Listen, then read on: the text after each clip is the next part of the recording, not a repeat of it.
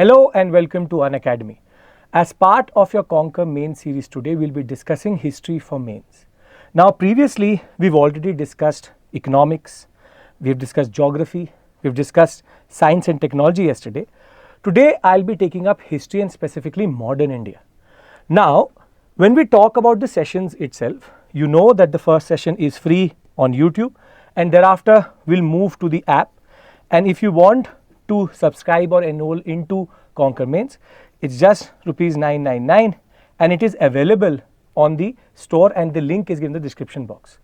Now, when I talk about history generally, I'll be taking 4 sessions for modern India in Conquer Mains, then 2 sessions for art and culture and 1 session each for world history and post-independence. As you know, these are the 4 basic components which come in the mains examination for history specifically. Today we'll talk about the foundation of the Raj from a company to a ruler. We'll talk about 2 major heads under this, and then the next session we'll talk about consolidation, economic policy, social reform movement, and then 2 sessions on the national movement, all aspects conceptual and analytical related to history. On the other hand, with regards to art and culture, we'll have architecture, symbolism, sculpture, painting and other aspects which can be asked in the mains examination. One about all the revolutions and world wars, and last but not the least, a very rare but important topic which is challenges to the nation after independence. So this session you can watch with me today. However, if you have to be a part of the next sessions, you'll have to enroll to the program in the app itself. So the idea is very simple. I have divided the sessions to 4 major heads. Here we are basically discussing between 1488 to the period specifically or roughly till 1820s, and that too with regards to foundation. Here I have 2 major sections, which is the concept of advent of Europeans and the other one is expansion of British Raj in India. And unlike other subjects where there's a lot of dynamic portions, if you look at the previous year questions, it's quite analytical and conceptual. That is why I will tell you what are the possible areas out of which they can make a question itself, and further I will also try to give you an understanding how these topics can be dealt with and understood in the class. So let's take up the 3 questions and understand what are the contours of our understanding. So the first question which came recently was about famines and how famines, there was an increase in the number in mid 18th century.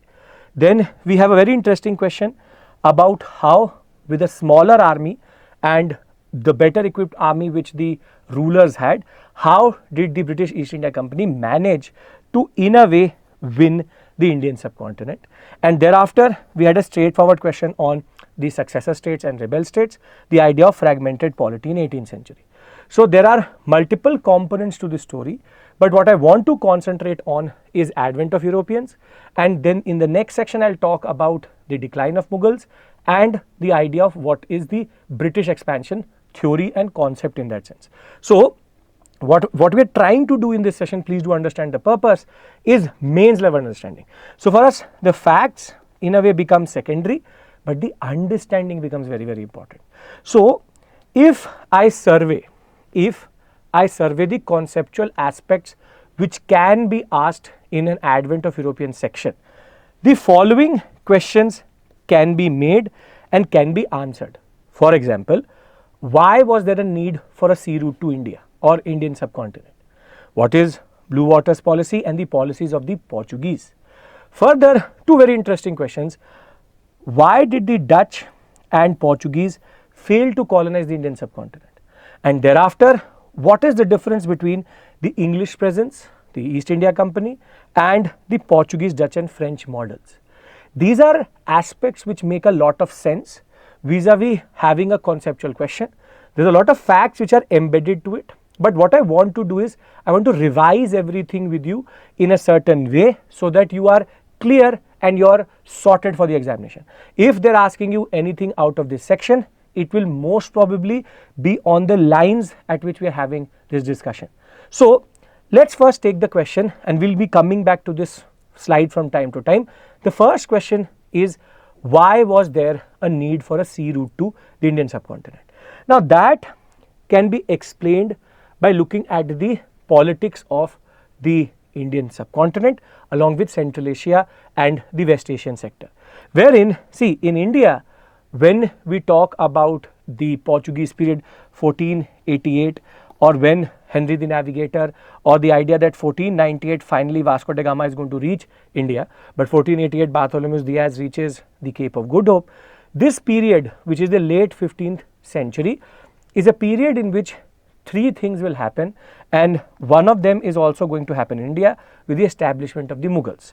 So, the Mughal Empire will be established in the Indian subcontinent through the Battle of Panipat, which is 1526, but simultaneously there will also be a lot of change in West Asian sector, wherein we will get the first major empire which will emerge across the Indus in that sense, which is the Safavids.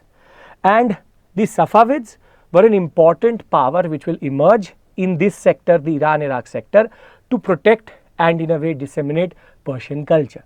But at the same point of time, a major power emerges in three continents together, and those are the Ottomans. Now, herein lies the reason why somehow a subcontinent which was known to the Europeans throughout centuries as the Orient, India and China and their products were available across the world in that regard. We were a major exporter of cotton cloth, spices, and China for silk and their utensils, or what is called bone china. The idea is, how did in a way, the silk route or the routes from India get cut off? What is the desperation of the Europeans? And therein lies the reason that once the Ottomans and the Safavids rise in the West Asian sector, there was no chance that any form of trade could happen without friction. There is a historical tension between the Christian and the Islamic world, and therefore once the Constantinople falls and the Ottomans are able to establish themselves in Eastern Europe, in Africa and in most of the peninsula when it comes to the Saudi Arabian Peninsula, there was no chance that any trader would be able to trade without giving heavy duty and without giving some form of political tension or some form of conflict in that regard. And therefore, there was a need to come to India specifically through the sea route, because they wanted to bypass the whole West Asian sector and have a free, but more than that, neutral trade which was not influenced by the Safavids and the Ottomans, and that would have kept the prices also lower and the margins also lower. So, it is the Ottomans and the Safavids and their presence in that regard which in turn creates the context for the rise of a need to come through the sea route. So, if there is a question with regards to what is the need, you have to talk about the politics of West Asia, and specifically you have to talk about how the Ottomans and the Safavids in a way make this route problematic for the European travelers, and that is where the desperation comes in, that we have to find a route to India which bypasses this whole sector. But the problem is, in order to reach the Arabian Sea, you have to circumvent or go around Africa, and the problem is that with a certain navigational understanding or even no understanding of the upper air circulation across the equator and in the Indian subcontinent, you can't come to India. And therefore, that is why a lot of the explorers just bounce around Africa rather than reaching to Cape of Good Hope, which in 1488 finally Diaz is going to do with a lot of efforts through Henry the Navigator, a Portuguese king who was very interested in finding a route which doesn't have presence of these Islamic states. Now, reaching till Cape of Good Hope is one thing. However, if you are not accustomed to the monsoonal winds, you will never be able to enter the Indian subcontinent again, because if it is a retreating monsoon, there will be no way you can use the winds to come to India. So, it is only a certain bracket in which when the southwestern monsoons enter into the Indian subcontinent, you can use that circulation to come to India. And therein lies Vasco da Gama's journey, but the reason why he was able to reach India so easily was because of Abdul Majid. Abdul Majid was a captain, a pilot who was able to in a way navigate through the Arabian Sea to reach to Calicut. Now, there's a lot of story with regards to Calicut, the Zamorians, how Vasco da Gama went with a very good relationship. Then Cabral comes in, he complicates everything because he tries to monopolize this basic spice trade. He wanted pepper trade to be monopolized by the Portuguese. They're aggressive. And thereafter, when Vasco da Gama comes back, he does not get a warm welcome from the Zamorians. And by that time, they have shifted to Kochi and Cananore. That is where the prelims oriented aspect comes in. But for your theoretical understanding, you have to understand why was it a challenge to come to India. And over and above that, once they do come to India, the idea was how do they trade. So the first aspect which we needed to concentrate on is why is there a need.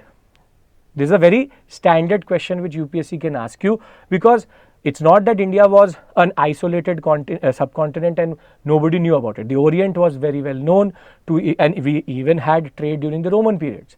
So what changed? What changed was the dynamics in West Asia. Now, once the Portuguese established themselves, the second corollary or the second thing which comes through is what is Blue Waters policy. What is Blue Waters policy, which is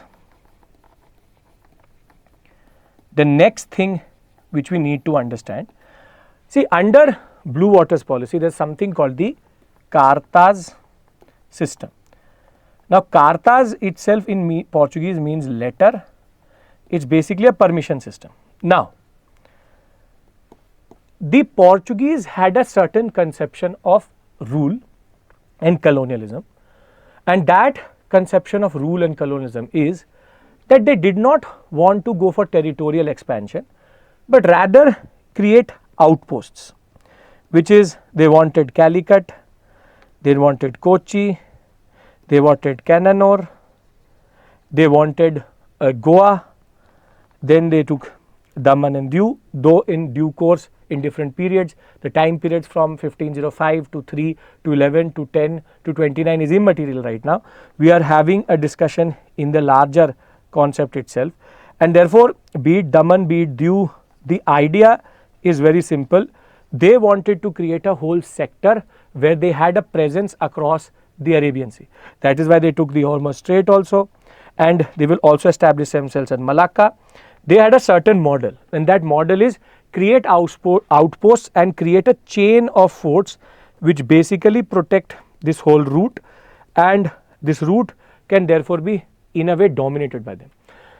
One of the reasons why the Portuguese obviously also don't consider territorial expansion is because it is the height of Mughal power.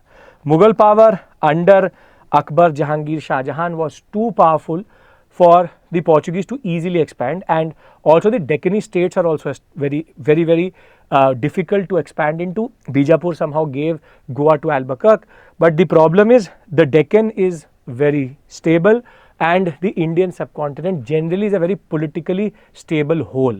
But also, if the Portuguese wanted, they could have created a different type of model, but the model is very simple. We will be based on outposts across the Indian Ocean in that regard.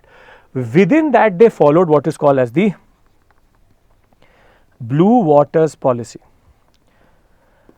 Now, started by Almeida and institutionalized properly by Albuquerque, Blue Waters policy on paper seems to be something which is realistic and doable, which is they said that any ship, if it needs to operate or is operating in the Arabian Sea, needs to take a permission letter or a cartes from the Portuguese, and if they don't pay to the Portuguese can seize the ship or they can sink the ship also. So the idea was dominate this whole sector, and the main target were Arab traders who were coming across the what we call as Red Sea and the African sector and dominating trade in that sense.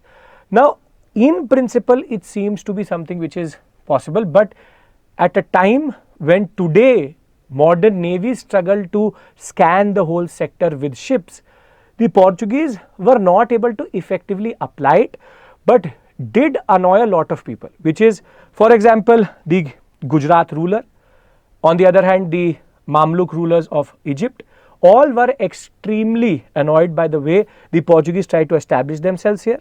Even Akbar's mother's Hajj ship was intercepted by the Portuguese. That is why Akbar hated the Portuguese quite a lot that way, and the ship was sent back, and that is a very, very big thing for a Mughal emperor's mother to come back because of Portuguese intervention. The perception is going to change under Jahangir, but Akbar did not like the Portuguese that way.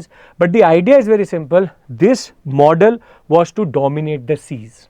Somehow the Bay of Bengal was not considered to be a sphere of influence, though they tried to establish themselves in Bengal, but Bengal again, Shah Shuja and the governors were very powerful.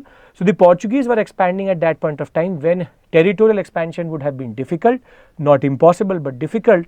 But on the other hand, their model was also, we are happy. From Goa, from 1529 itself, the governor of Goa was basically considered the governor of East Indies in that regard.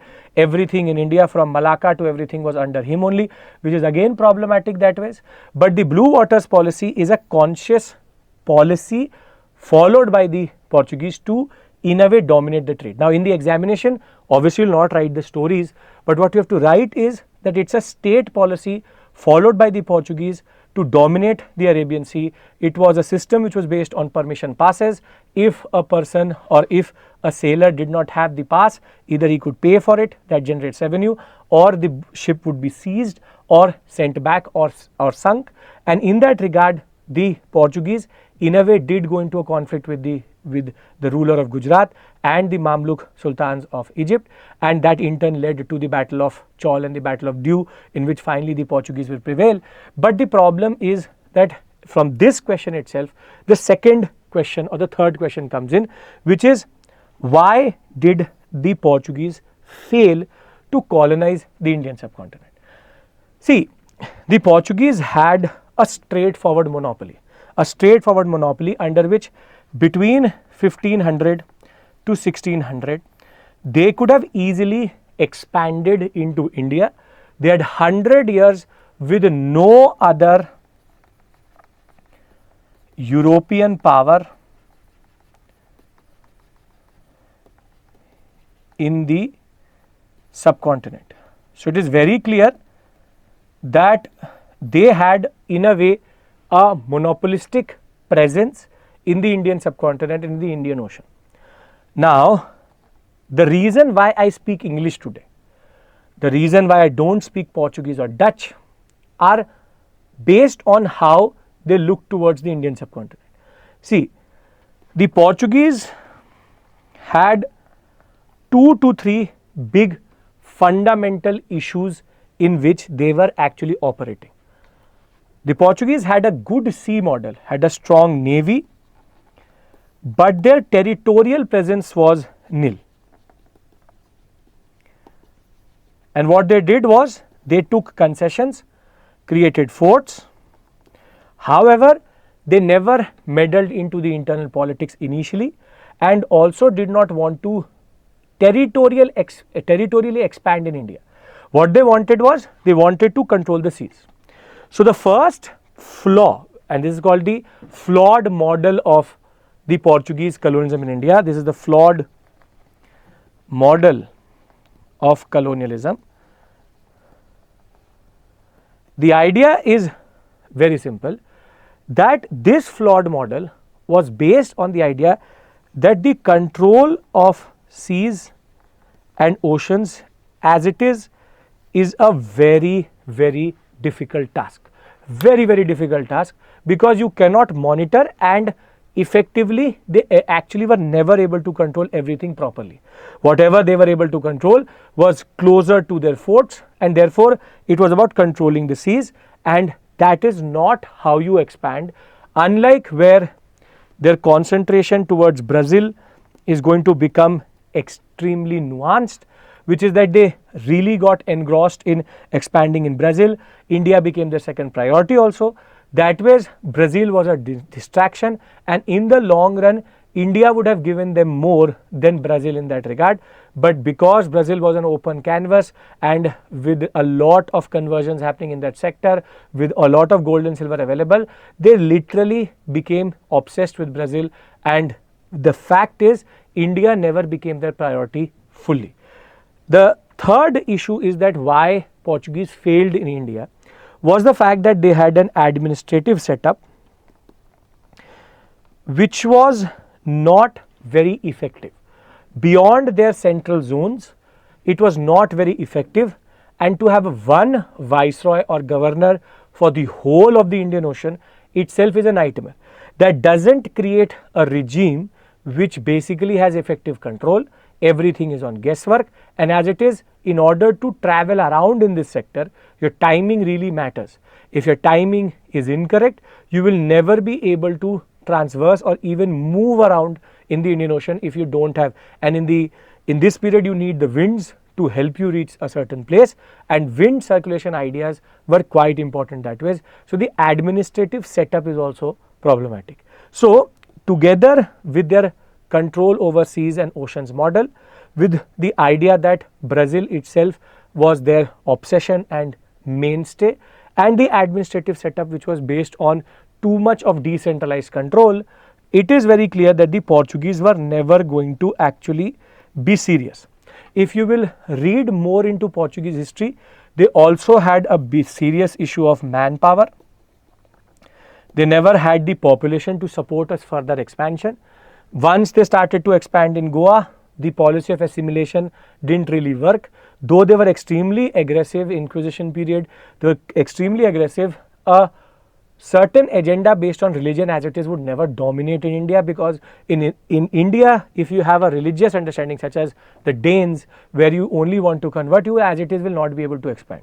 And the biggest factor which I can say is not on the Portuguese but on the Indian subcontinent is political stability.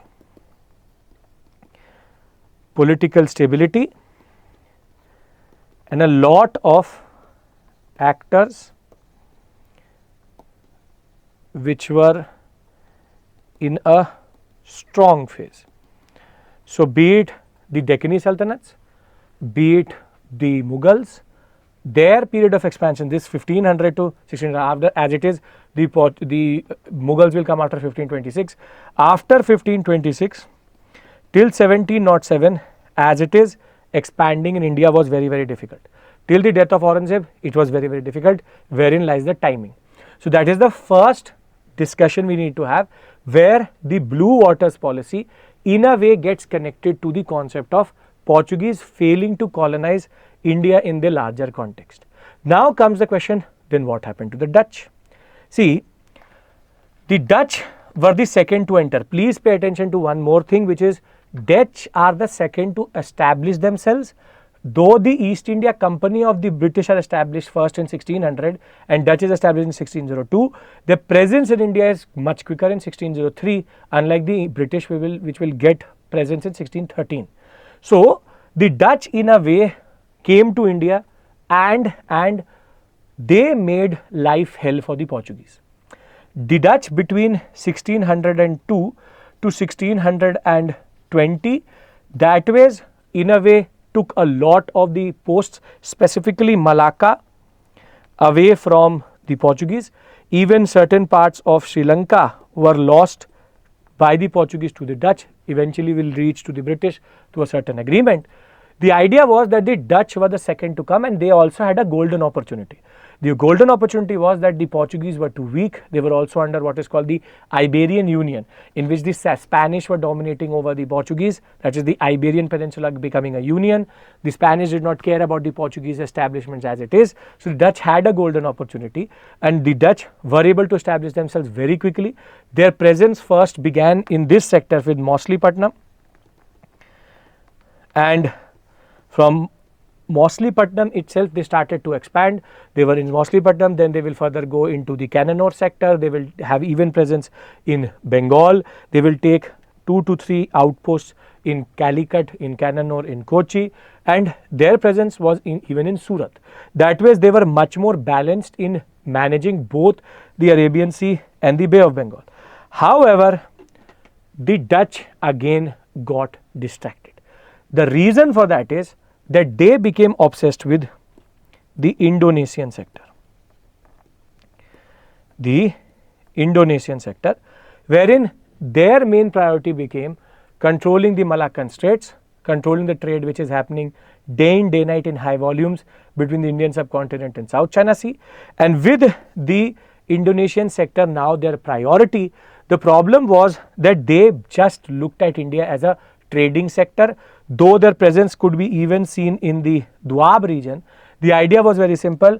They did not want to expand in India. Dutch colonialism had now become a feature of the Indonesian sector, of the Malaccan sector.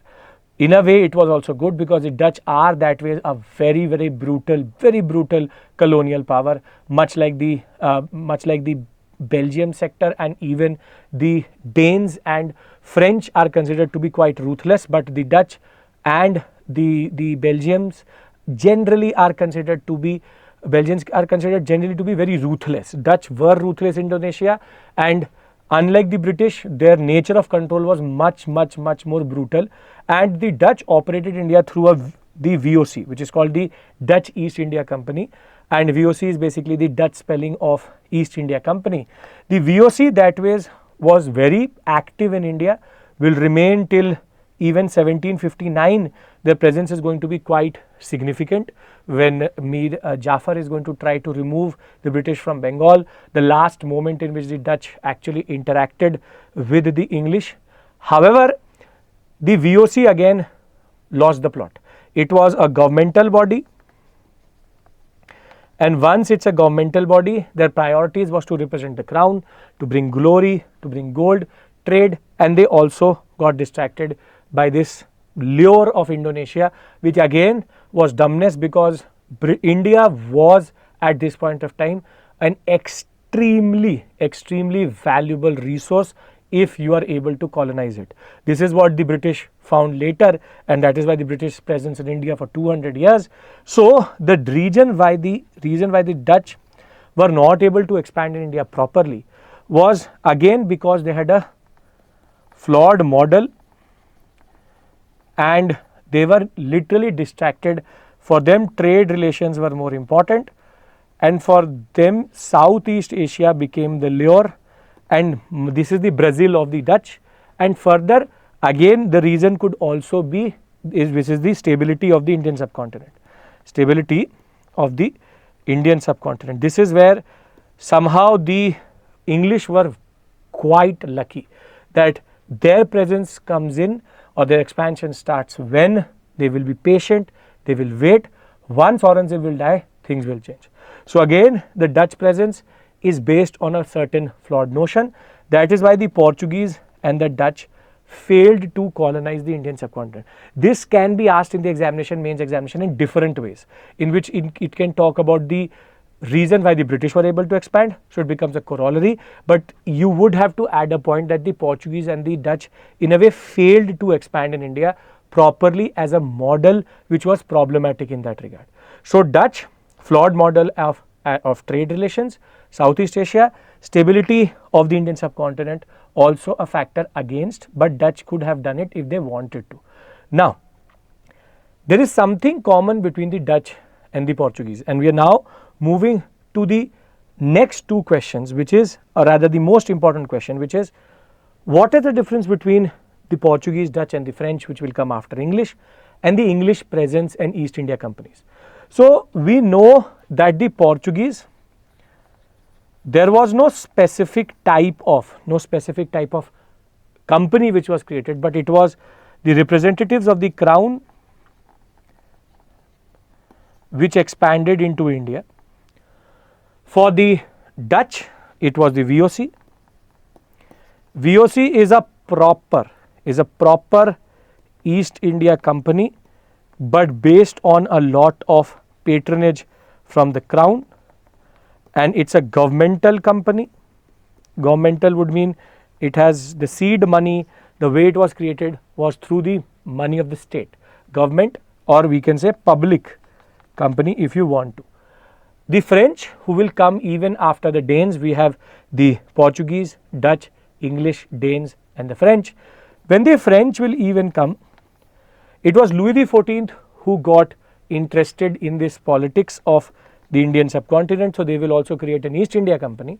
But nobody wanted to trust their money with the French crown as it is. The French are not very good at managing their finances, specifically when it comes to the concept of a public based or a private based corporation. So here again it was a governmental company, which in turn made all of them similar. And the similarity with all of them are that they are not profit oriented, rather what they are oriented towards is the concept of either glory or some form of financial gain. But the idea was that they had a lot of ego, they were never too subservient, they used to be very aggressive, but this financial gain was secondary, because they knew that if the initial capital is needed, that is going to come from the state.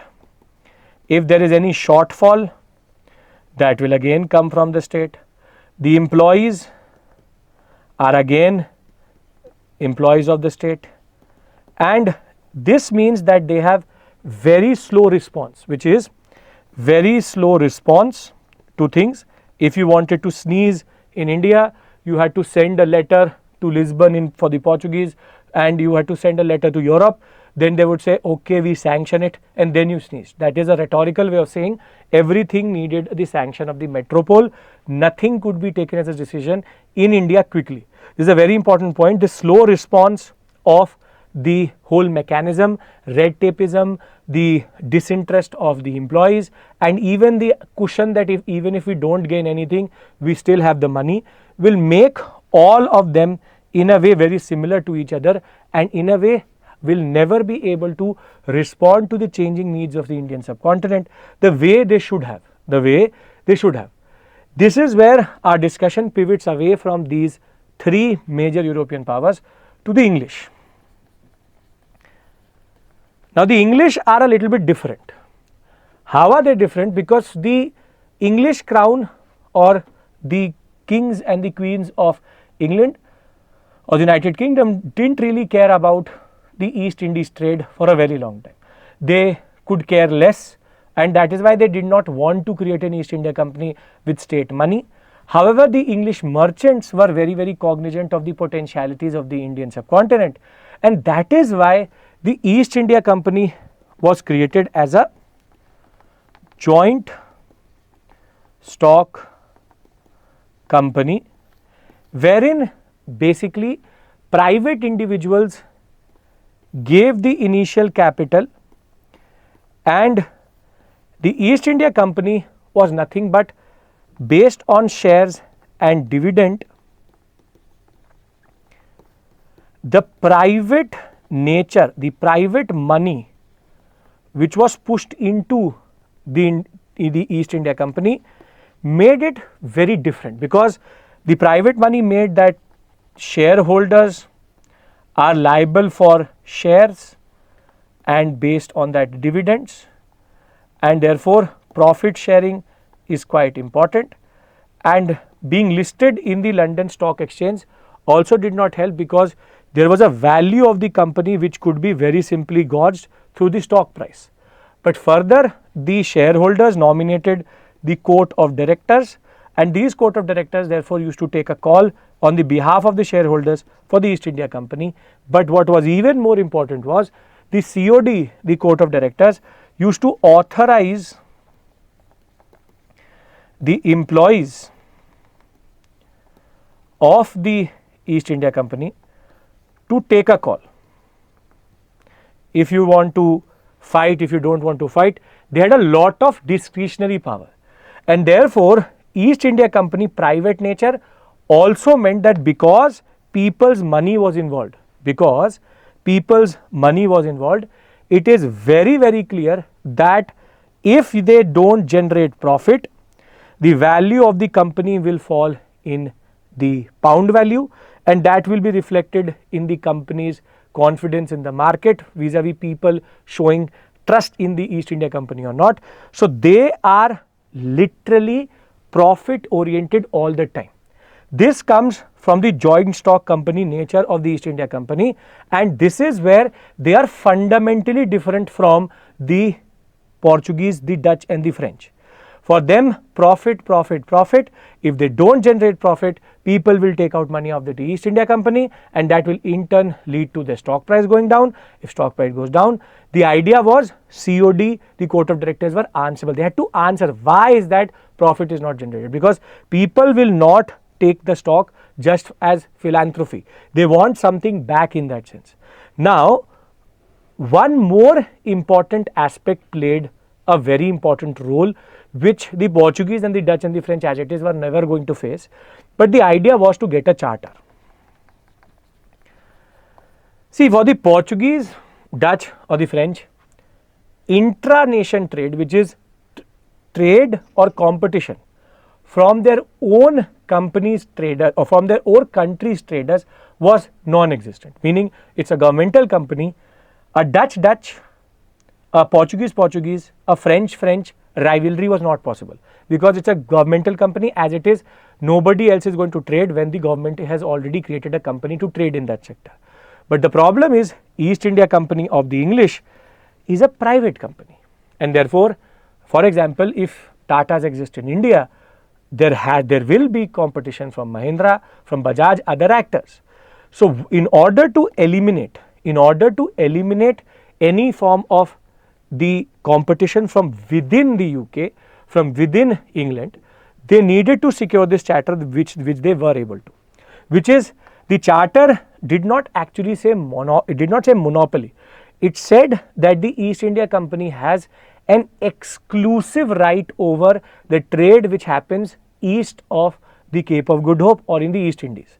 Exclusive means that now the English are not facing any competition from the English, rather they have the capacity to now go after the Dutch, go after the Portuguese and go after the French. This is quite important.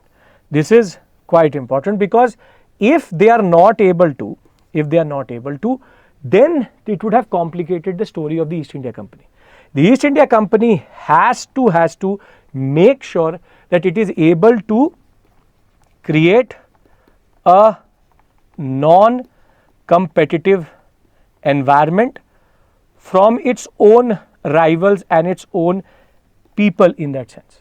So therefore, the question which we were discussing initially was the question that what is the difference between the Portuguese, Dutch and the French and the English presence and the East India Companies. There is a fundamental differentiation, which is the nature of the companies itself. So what I will do is I will try to give you a comparative analysis vis-a-vis how you need to understand it, which is we will try to understand it in a comparative sense, which is what is the difference between a public company or entity which is true for the Portuguese, the French, the Dutch, and when we have a private actor, how is it different in that regard? For example, for the English. So the first point of differentiation, and this is quite important for you for the examination, the first point of differentiation is the orientation. They are not profit oriented, rather they want to create a certain power matrix, and more than that, they do not have to worry about the day-to-day expense. Wherein lies the second point, which is initial capital, the initial capital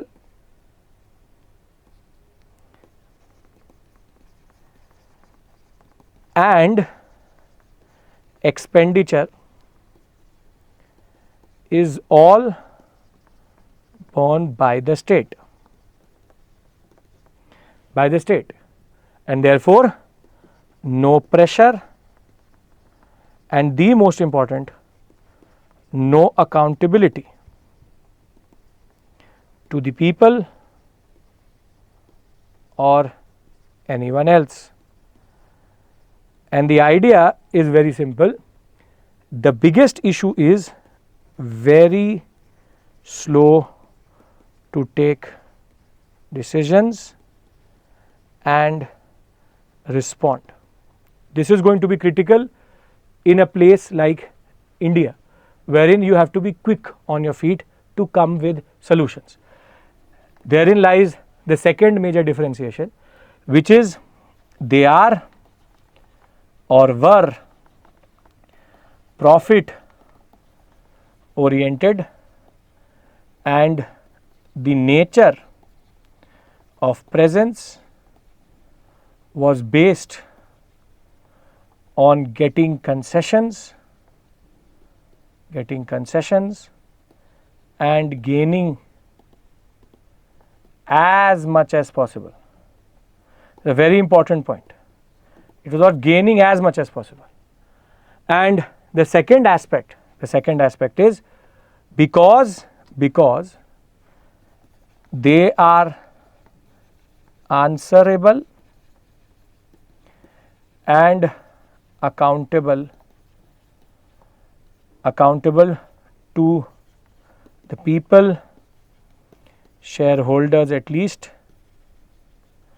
and court of directors, they cannot be sitting still and not generating profit.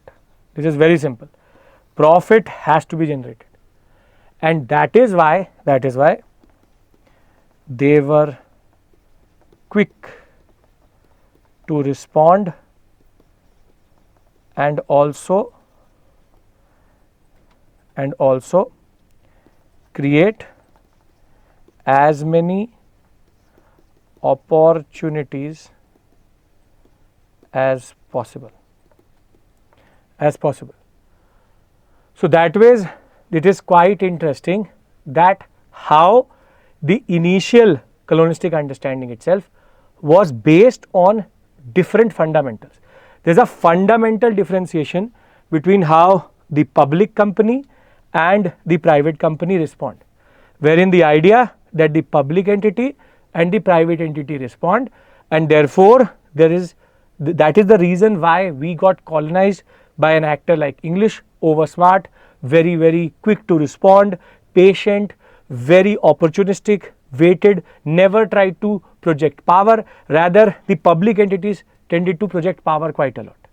So, before we move on to the second part of the discussion, which is going to be expansion of the British Raj in that regard, we have to in a way consolidate. And that consolidation process is that if in the initial part of the discussion, just to take you to the original slide, if we talk about advent of Europeans, there is a lot of facts which are sprinkled around, but when it comes to conceptual aspects, these are the 5 to 4 heads under which the UPSC can ask you a question, wherein they will keep on trying to create a certain question in your mind with regards to why the English, why not the Portuguese, why not the Dutch, and the reasons are based on their presence, model, desperation, and the opportunistic moves which they followed. So I hope that these first 40 minutes have been fruitful in creating a certain conception of the initial part, which is advent of Europeans. So for advent of Europeans, we have 4 to 5 heads under which we can understand. Now we'll transition away from advent of Europeans to the next aspect, which is how did the British expand in India, and therefore in expansion we have another set of what we call as questions, and a much bigger set that was quite important, which is what was happening in 18th century that allowed, now we are going into that same type of discussion for this section. So these are the questions, these are basically projected questions from our side that okay, these are the things which can be asked. So what was happening in 18th century? What is the role of concession in British expansion? How did the Anglo and or English and French rivalry manifest itself? Why is Plassy important? Why is Buxar important? Has come previously also. Why were the Marathas not an alternative to the Mughals? Why were they not able to become the alternative to the Mughals itself? Further, why did the Mysorean state lose out to the English? What was the politics there? What is the root cause of Anglo-Sikh rivalry? Further, what is the role played by subsidiary alliance and doctrine of lapse? And overall, how can I assess this whole situation out of which that question came, which is that how did the English with a smaller army expand in India with so much ease? That is where this question comes in. It's like a larger question which can be asked about British expansion in India. So we will again systematically take up these questions one by one, and therein lies the beauty of this section. In the next session, when I'll meet you, again we will talk about economics, the economic policies, breakup, why did the social reform movement happen, breakup, why peasant, why tribal, and then thereafter same way we'll deal with nationalism, same way we'll deal with the second part of nationalism after Gandhi comes in. That is how we've structured it. For a static based conquer means this is the approach which makes sense, that I try to give you all the ideas, all the fodder to write a good answer, and just conceptually good. If you're conceptually good and very, very sound, you'll be able to write good answers. So let's talk about the Indian subcontinent. What happened in 18th century? See, that was the British were very, very lucky. It's a historical coincidence that multiple things were happening. The first thing which happened, which started even before 1707, was a process which even Shah Jahan started, was called Mughal decline. Now Mughal decline, I'll give you a mind map here and you will understand everything properly, how it actually manifested itself. So for example, the base of the issue of Mughal decline was the fiscal crisis. This fiscal crisis nobody talks about, everybody talks about Aurangzeb. Aurangzeb's bigoted religious policies obviously cannot be denied, but it is the fiscal policy which Shah Jahan's overspending and the constant warfare in the Deccan created. Once it is created in the Deccan and Shah Jahan is building city after city, wasting money in marble, he has created a certain issue for his not the favorite son, that was Aurangzeb, to come to power. So Aurangzeb inherits a fiscal crisis. Now when Aurangzeb tries to address the fiscal crisis, it creates two more problems for him. The way he addresses the fiscal crisis first is that he increases the Khalisa sector. Khalisa is the land which is under the crown. Pay-Baki is the land which goes to the Jagirdars through the Jagirs. Now when he tries to increase Khalisa, what happens is Pay-Baki proportionally goes down. More people are getting added into the administration. When they are getting added into the administration, the process and the product of all of this is called the Jagirdari crisis. The Jagirdari crisis, that ways, is produced because of the way Aurangzeb tried to in a way reduce the Pay-Baki, the competition amongst the Jagirdars for good land, and when your administrators start to fight for their salaries through land grants, that is doom for the whole administrative setup. This creates the Jagirdari crisis. The second thing which he did was he tried to increase the taxes. He tried to increase the taxes from 1/3 to half. Now it is not something new that in the Indian subcontinent rulers asked for half. For example, you have Alauddin Khilji who asked for half, Muhammad bin Tughlaq asked for half, but some way this half was at the wrong time. With new research which has come through, it argues that the years in which Aurangzeb ruled, there were multiple years of El Nino. El Nino means that there was a severe reduction in the rainfall in the Indian subcontinent when the monsoonal winds become weak because of the what we call as the heating of the water near Peru and Chile, which in turn leads to the equatorial winds to become in a way weaker, and the trade winds which are going to become displaced and in turn become the monsoonal winds are lower. The high pressure of the South American sector becomes a low pressure, and therefore the upper air circulation changes. And therefore what happens is, with El Nino, what happens is the peasant, with erratic nature of monsoon itself, is not able to pay for the taxes which have been increased, and this creates the agrarian crisis, as Irfan Habib calls it, which in turn leads to the peasant revolting in that regard. So he is already more or less in a major crisis. A fiscal crisis now becomes a Jagirdari crisis and an agrarian crisis, and that agrarian crisis should be topped up with fundamental issues such as weak successors who really did not know what to do with the crisis once Aurangzeb was dead. They had no idea whatsoever, be it Bahadur Shah, be it Jandar Shah, be it Farrukh Siyar. They literally were firefighting, had no way to fundamentally change anything. If that was not enough, we also have invaders. For example, we have Nadir Shah, we have Ahmad Shah Abdali, who are going to come and loot Delhi. So already they don't have money and the treasury is looted. Further, if that is not enough, you top it up with Aurangzeb's consequence of having a very bad religious policy. His religious policy of meddling into the Rathore Rajputs, which would in turn lead to the alienation of the Rajputs, a very important pillar of the Mughal rule, with the fact that you also have, with religious policy, the ulemas making Aurangzeb a staunch Muslim, which is going to be a bigoted policy, which in turn is going to create a lot of friction amongst the people and communities.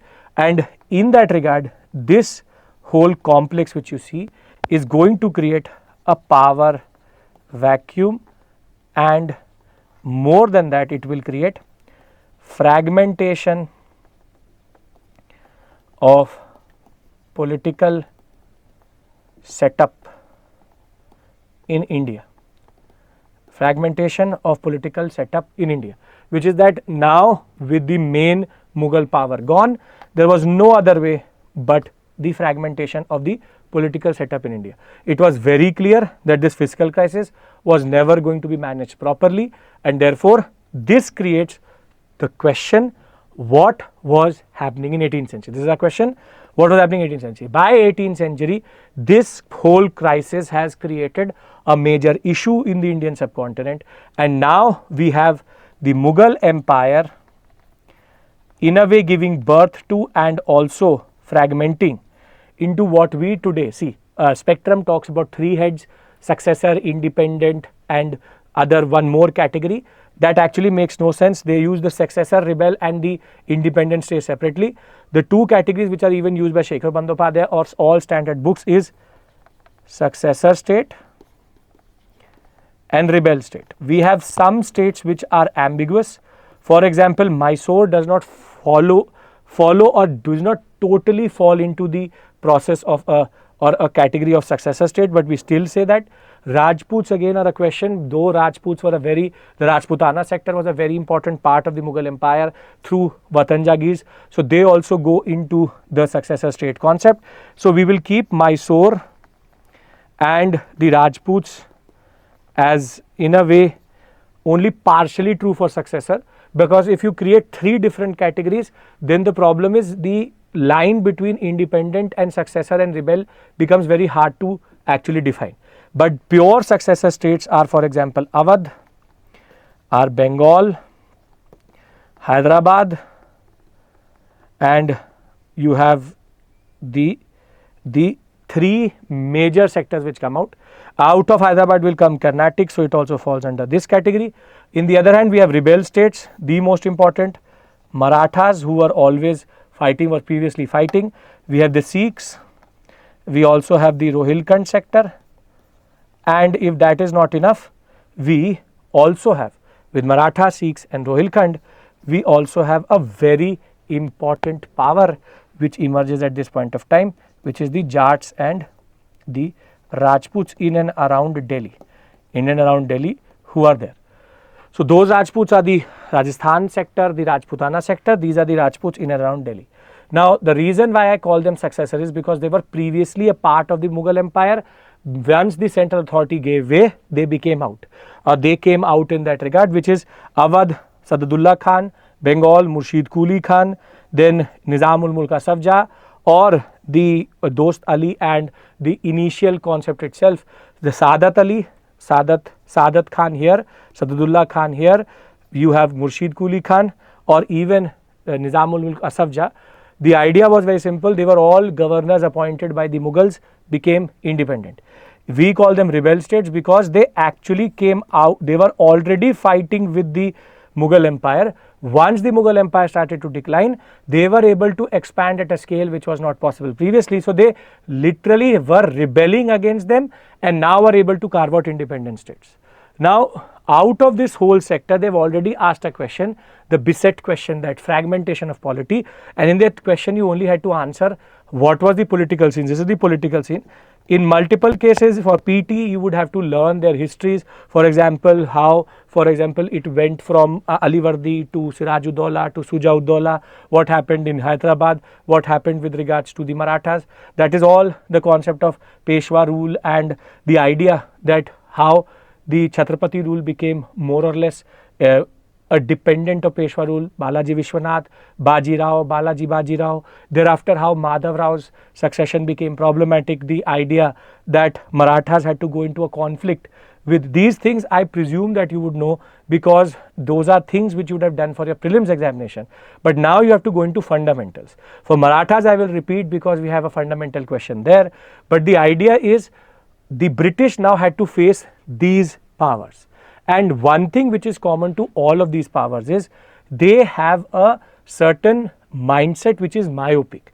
They don't look at each other as a whole, but, and which is again true, which would not happen, which is they look at themselves as individuals, and therefore they tend to fight with each other, and they look at the English as just a third party or an actor, not understanding that the English were literally waiting for in the corner for all things to become complicated, or they were called upon to in a way become a part of this political struggle or political actor. So the problem is most of the rulers, be it small from Chandragiri to Golconda, they all have a myopic vision where they don't understand what they're actually doing.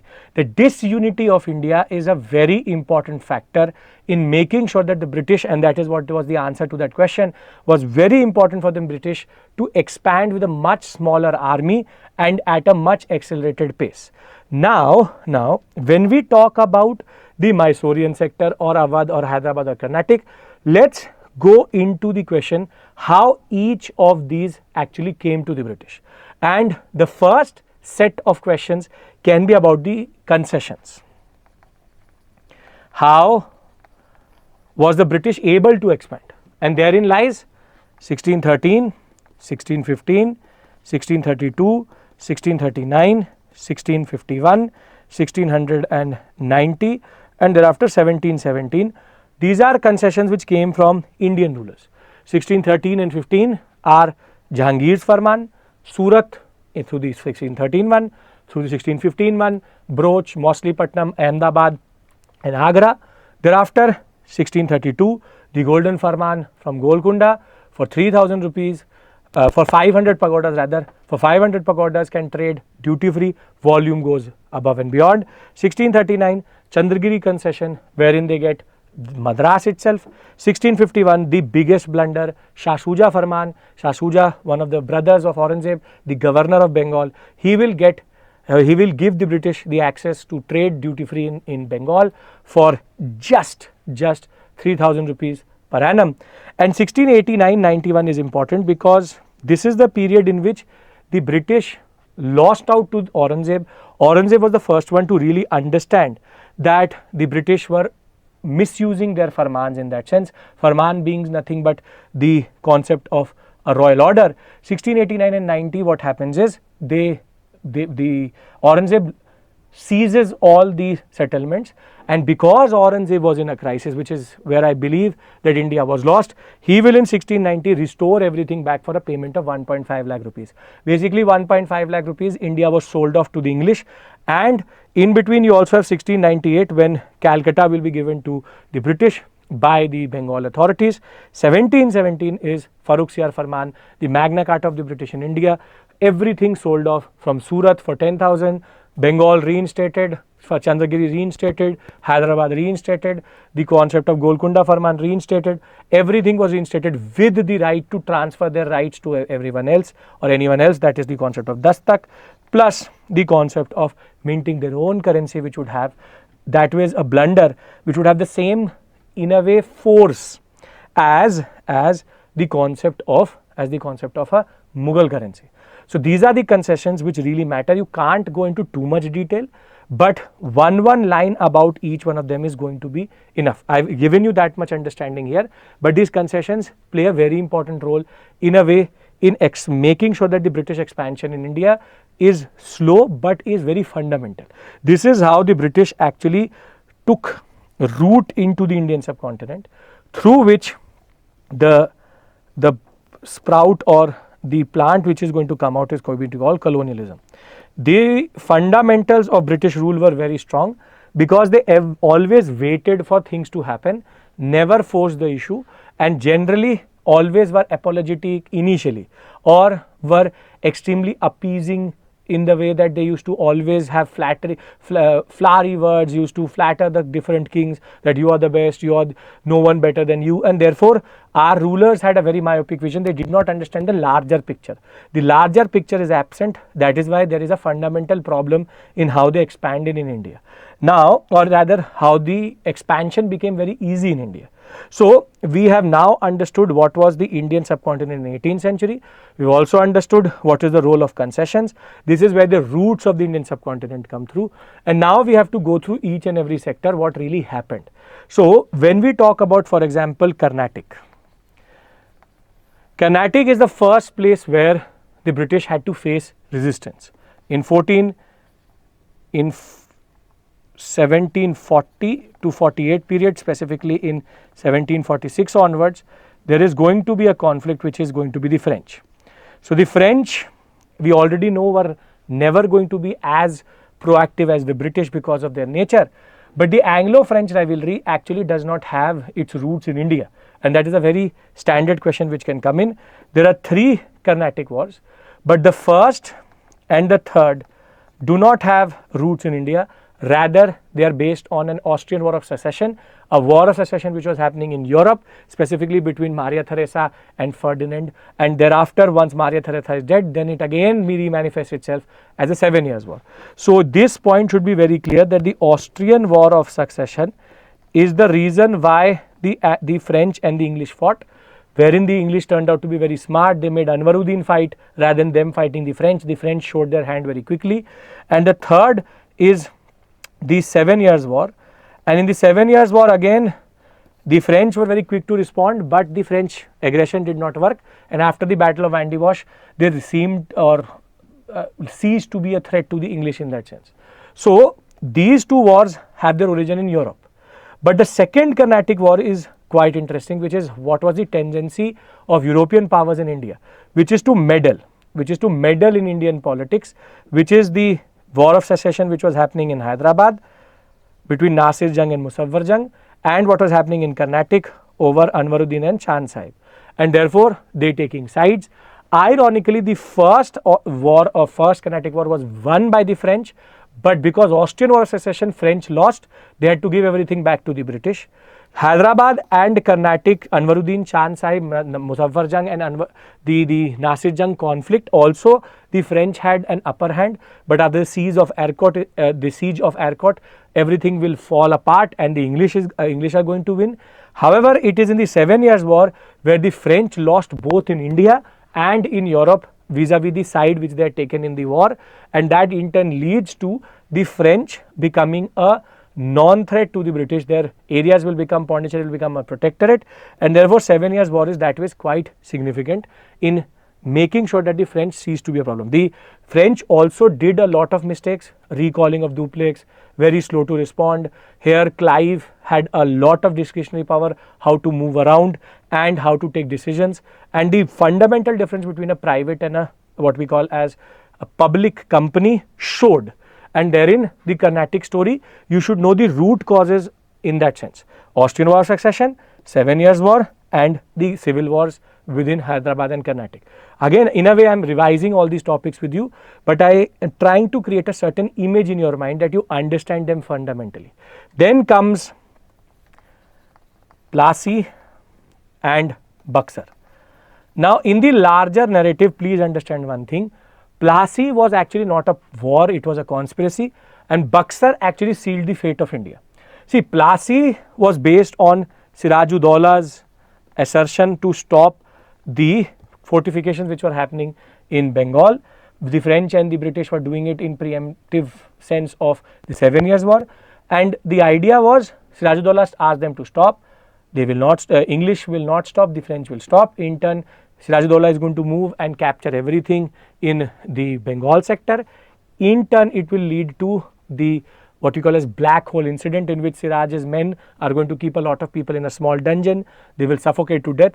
That was where the British got a license to demonize Siraj and go for retaking the Bengal sector back, specifically Fort William. Clive will be sent to Bengal. He will then fight at Alinagar. Treaty of Alinagar will be signed. But still, a very important pattern is going to emerge through Bengal, which is treachery, which is the concept that somehow the British always had collaborators. Here, the conspiracy was between Jagat Seth, Amir Chand, Omi Chand. You have Rai Durlabh, who was the treasurer, Ghasiti Begum, the aunt, and you have Qadim Khan and Mir Jafar. Mir Jafar wanted to become Nawab. That is what the British will always do, promise something to the most important commander-in-chief, Mir Jafar. And in a way, the British induced Siraj to fight at Plassy, but Plassy, Qadim Khan and even Siraj-ud-Daula, Qadim Khan and Mir Jafar, two biggest contingents, close to 20,000 men, did not fight only. And it is actually Mir Jafar's son, which is Miran, who actually killed Siraj-ud-Daula in the battle itself. But Mir Jafar will then become the Nawab. There is the first looting of Bengal. The Clive is going to become a Jamindar. The British are going to get a lot of concessions, gifts.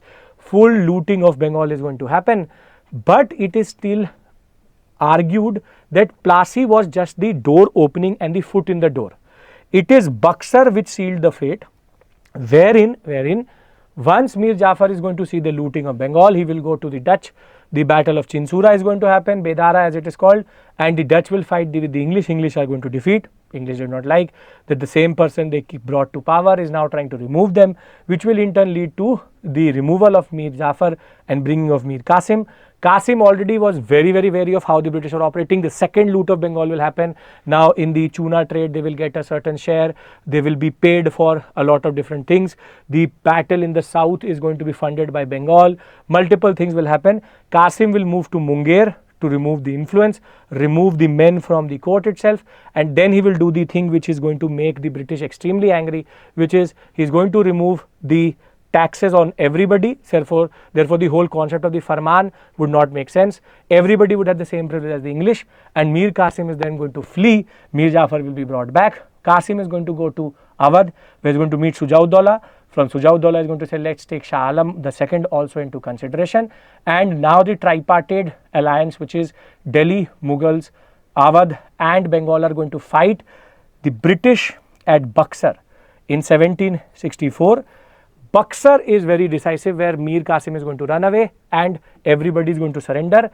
And now the British have the Mughal emperor under their in their hands, along with with Sujau-ud-Daula.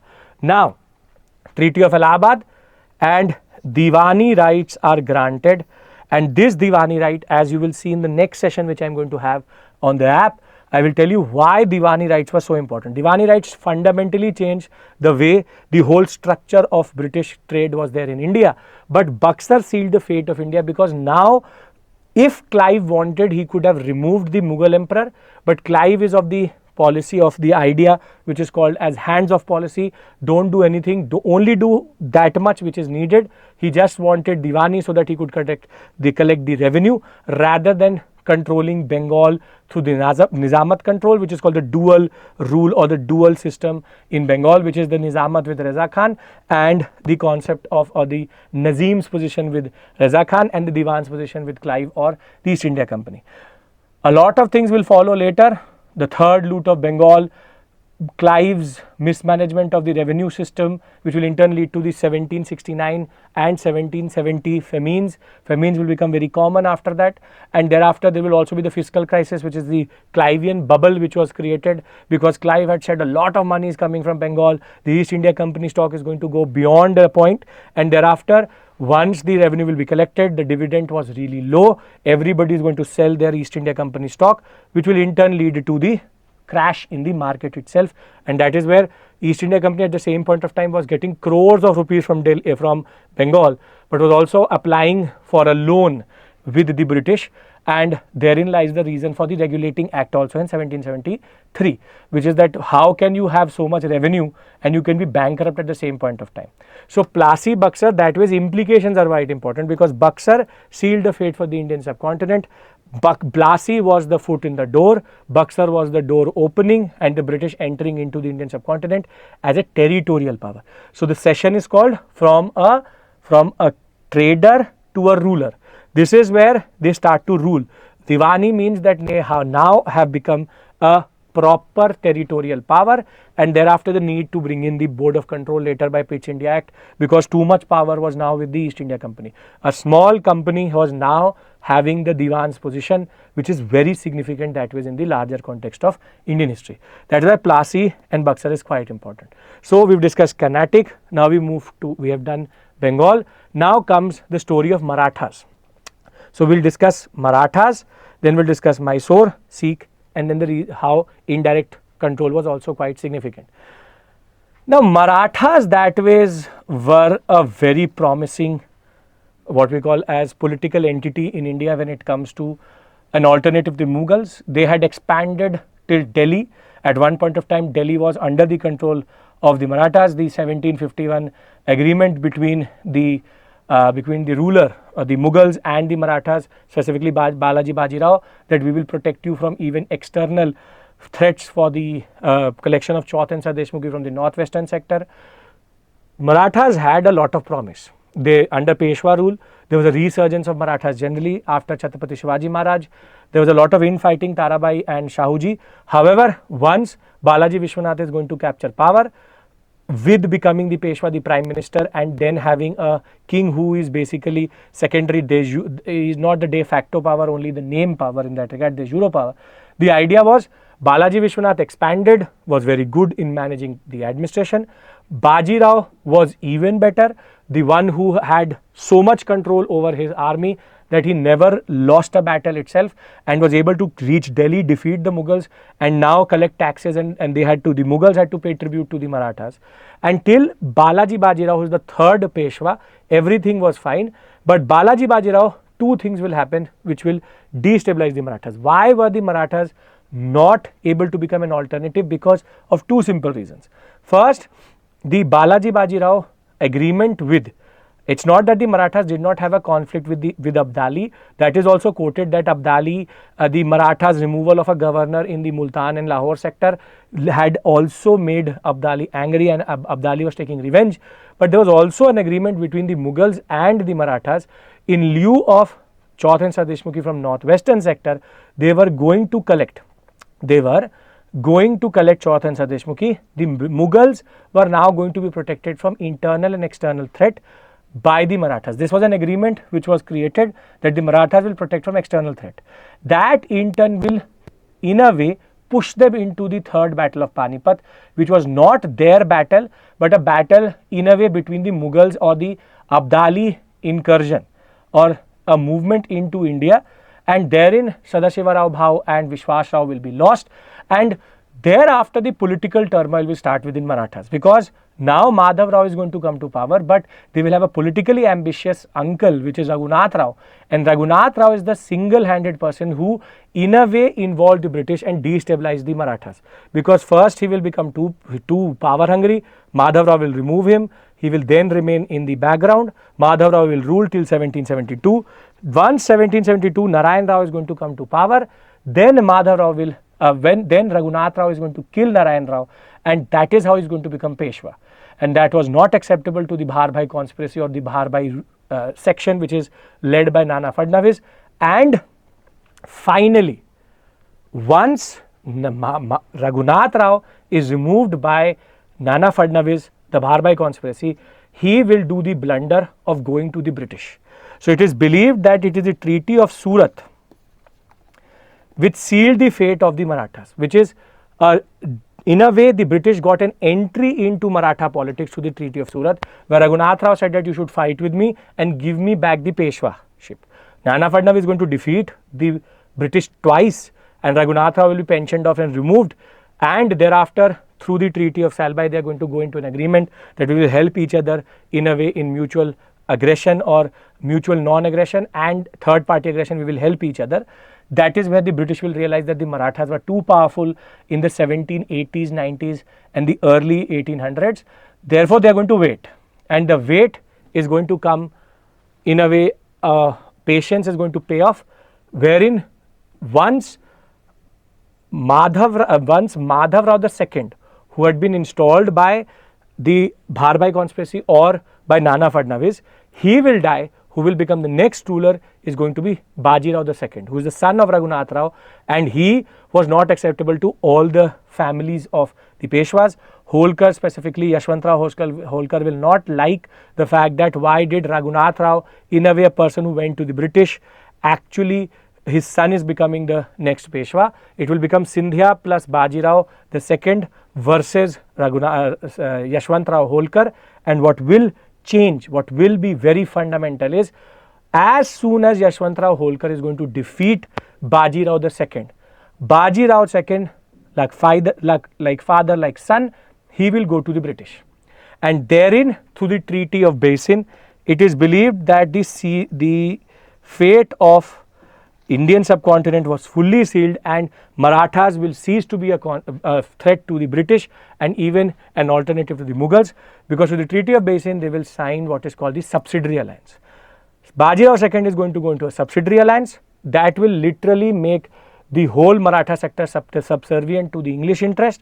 Thereafter they will all come back to their senses, and there is going to be the third battle, the third Anglo-Maratha war. It was already too late, and the British had already expanded into this sector properly. So the Treaty of Basin is the reason why the Marathas were literally sold off by Baji Rao II to the English. Subsidiary alliance, as I will tell you, is basically when the British use their services to in a way create a paramount presence. I will tell you the details also when we will talk about that. But the idea was Treaty of Basin made sure that the Mughals, that the Marathas would never become the alternative to the Mughals. Please do understand this point. What will be expected from you is, you will talk about Treaty of Surat and Basin and Raghunath Rao's politics and the politics of Baji Rao II. These two will be very significant in writing a good answer for this concept itself. Now, because I am talking about Maratha subsidiary alliance, let's for 1 second go to Mysore, Sikh, and then go to subsidiary alliance and doctrine of lapse. Now, Mysore is a totally different story altogether. Mysore, the problem was that there was a lot of disunity. The British were able to convince the Nizam and the Marathas and the Carnatic that Mysore, Hyder Ali and Tipu Sultan were the mutual enemies of everyone. Here it was 4 battles, and in all 4 battles something which is quite significant that way is that when we talk about Mysore, Hyder Ali did know this threat of the British. That is why he went into understanding with the French.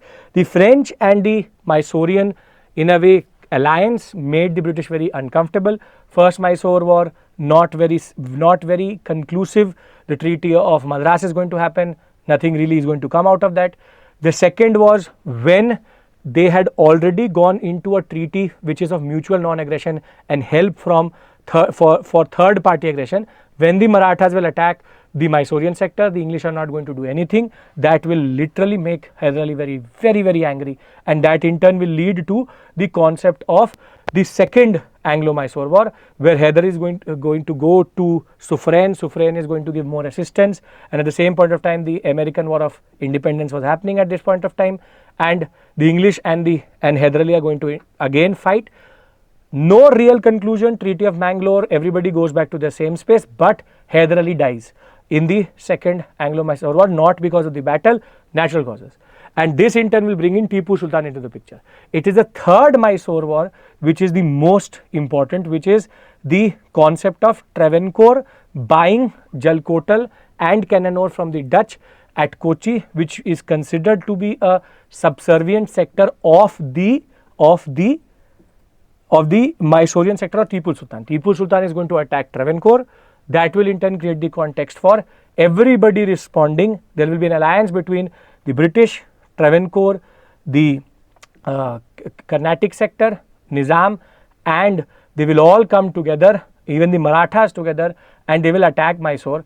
And through the Treaty of Seringapatam, one of the most humiliating treaties, it will in turn lead to the way the British are going to literally divide Mysore and like a cake distribute it to everybody. And the fourth Mysore war is when they wanted to eliminate any form of connection between Tipu Sultan and Napoleon, and therefore the Napoleonic continental blockade and Napoleonic presence in this sector. Tipu Sultan will be killed, everything dissolved, Mysore divided amongst everyone. There in Mysore, that was where the rulers were cognizant, not myopic, very clear about the British presence, but the British were smart to use the mutual distrust and the disunity of this sector to make sure that Mysore ceases to be a conflict. The Sikh again is something where the British understand that they need to wait. Under Sikhs, you have the missiles which have evolved out of the Khalsas. The Khalsa, the paramilitary wing of the Sikh religion itself, to protect it against Mughals. They will become military brotherhoods which are called missiles, out of which will come out Ranjit Singh. Till Ranjit Singh is in power, the British will not touch Punjab or the Sikhs, and the Satluj is going to remain the border between the Sikhs, which is the Treaty of Perpetual Friendship, and Amritsar. But once Ranjit Singh will die and his three sons are going to be assassinated, Nonial Singh or the Khadak Singh, all will be assassinated.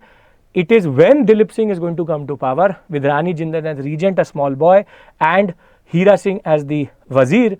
It is there that the British will realize that now it's time to go for the Sikh sector, and they will then again use treachery. Lal Singh and Teja Singh were offered the position of, specifically Lal Singh was offered the position of Wazir if he voluntarily crosses the Satluj, therefore breaching the Treaty of Perpetual Friendship, and the British now expanding into the Sikh sector and defeating the Sikh. So we have the Treaty of Lahore, through which a humiliating treaty, 1 crore rupees was asked for war indemnity, in which we will lose, in which the Punjab sector or Punjab or Sikhs will lose the Jammu and Kashmir sector to Gulab Singh, which is the story of Jammu and Kashmir in that regard, and the Kohinoor will also be given as a payment to the war indemnity. But when the Sikhs will say that this is how everything is happening, they will then rise again, and then the British will again in a way subdue them, Treaty of Bhairawal, and what is going to happen is now the Sikhs are fully subdued. The second Sikh war, only 2 wars, is because Mulraj was one of the governors of Multan. He was removed by the British. He didn't like it. He rebelled, killed 2 officers. British says enough is enough. We can take this whole sector and capture it. Now, if you look at it, there's a pattern. The pattern is either you have a collaborator or you have the British patiently waiting for the state to become weak.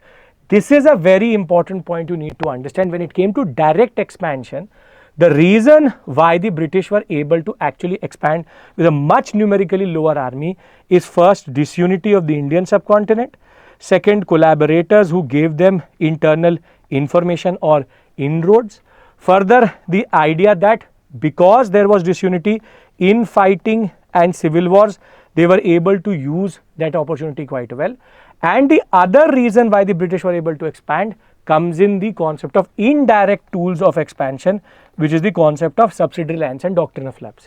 Subsidiary alliance is a very simple concept, wherein, for example, in peninsular sector we have 3 states which are fighting with one another, A, B, C and D, 4 states. Now they are equally matching each other, or they are equally matched, therefore they cannot defeat each other properly. They are expanding for 1 kilometer, 2 kilometer, nothing really. Now what the British did was they became a service provider. The concept, the product was called the concept of a subsidiary alliance. An alliance where the ruler removes his own army, first mistake, then accepts the British as the paramount power, then a British resident is going to be in the court, thereafter the British are going to take a call for defense and foreign relations, so that the British are not fighting each other in a subsidiary alliance situation. So any agreement by the British is final, but the most dangerous clause was that if the ruler and the ruler had to maintain the army, salary, food, everything at his own expense. If the ruler is not able to maintain the army, there's a penalty, and therein the penalty was take the area as a penalty. They used to annex bit by bit. It's basically losing out to the British bit by bit. You lose certain sectors. Now, if this worked, then subsidy alliance was good enough to take a lot of sectors. But in certain cases, the rulers were able to pay. So therefore, they introduced the concept of doctrine of lapse.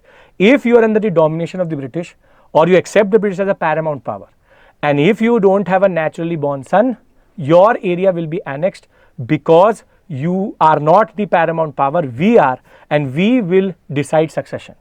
That is how the British actually were able to expand.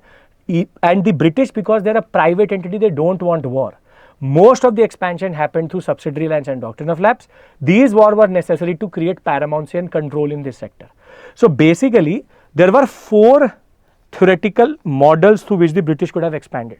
I discussed this in class.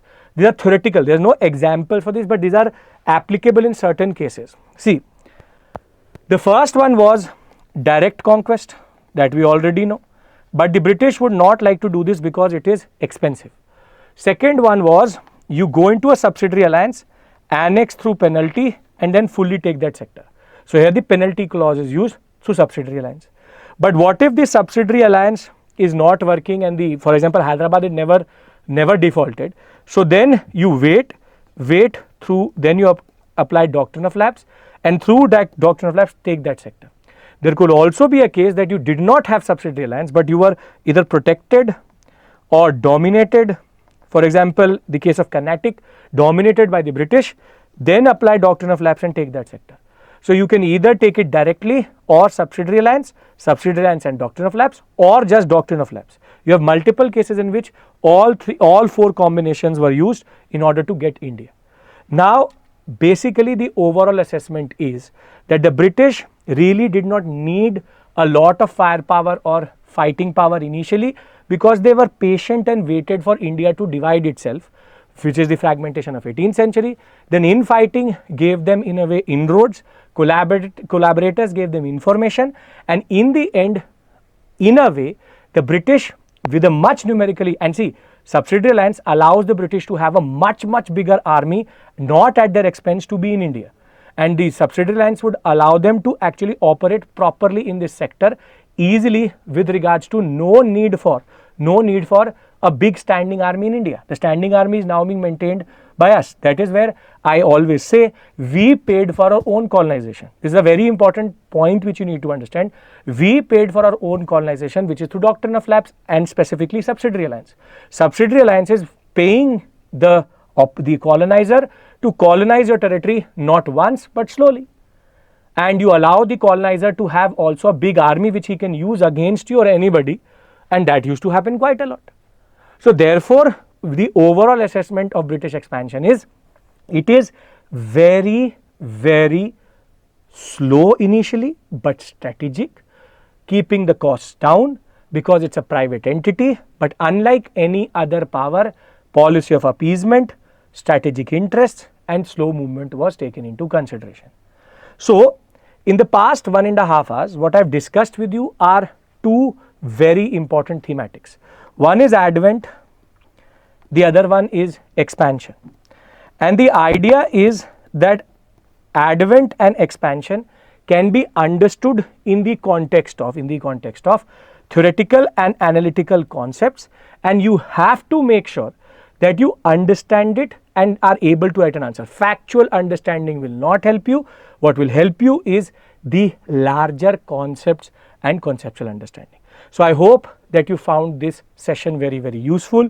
I will see you in the next session on the app, where we will discuss economic policy and other aspects also. Thank you. Take care. Bye-bye. Good night.